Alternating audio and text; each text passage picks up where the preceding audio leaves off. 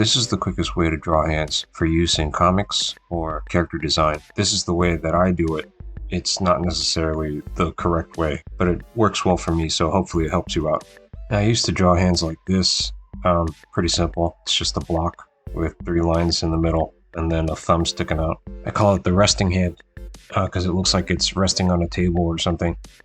And I don't remember exactly where I picked it up from. It was like a comic book that I used to read a ton of comics, so must have saw that hand in that position being used one time, and I was like, oh, that's pretty easy to draw. I'll just draw that for everything. And I did that for a long time. Whatever position the character's in, I would just draw the resting hand, just facing forward. And of course it didn't look right, but it's just something that it was really quick to draw, so I just drew it all the time. In high school, when I was learning about 3D shapes, I was thinking, hey, maybe I could take this resting hand position and see if I can draw it in many different angles. It's a pretty easy to understand hand position, so I just practiced drawing this over and over again in many different angles until I got faster and faster and more confident. I started playing around with different ideas, like, hey, maybe I can draw it from the thumb side. Like, maybe it's not that hard. You just draw the same thing and add a thumb to that side. And then I just kept practicing the resting hand from the thumb side over and over and over. And as I kept getting faster at drawing the resting hand, I just noticed I was starting to draw this upside down V shape just as a starting point. It just started to become a go-to. And as I kept getting more and more familiar with the resting hand in general, I just started to intuitively try and fill out like a more realistic hand, or maybe sometimes experiment a little, like maybe the thumb isn't in the same position, maybe some fingers aren't in the same position. And eventually I stopped calling it the resting hand and started calling it the V hand, because I would start using it for all kinds of different hand positions that didn't involve resting. I would start using it up in the air, down by the character's side, in front of the character, right in front of his face. I'd use it all the time. And I found that the V is actually a really great starting place to just draw almost any kind of hand position. Even if you're doing actions. But I would mostly experiment with different finger positions. Even if they didn't look correct, I would just keep experimenting, and eventually just found routines of finger positions that work with the V. And for me personally, that was probably a good way to build up my mental visual library of different hands that I could quickly conjure up to use with a character, depending on what he was doing.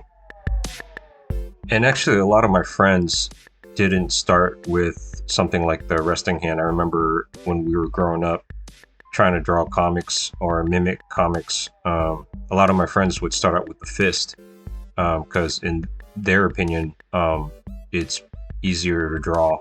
Most of the time, their fists would end up looking like a block or like a cube. And I don't know, for whatever reason, every time I tried drawing a fist, it never looked right. So I just stuck with, the resting hand. And but eventually that V would help me draw better fists even. So if I clenched the hand, the V is also a good starting point for that. So it's pretty useful. And then when I got more into things like character design, I would do this thing where I would draw the head and the hands first, and I would let the hands and the head lead what the character is doing, kind of like Rayman. And then once the hands are in place, the body would just kind of follow, like the arms and the rest of the body would just kind of naturally follow. And in that sense, it was more simple to kind of decide what the body would eventually be doing, which in turn speeds up the entire drawing process.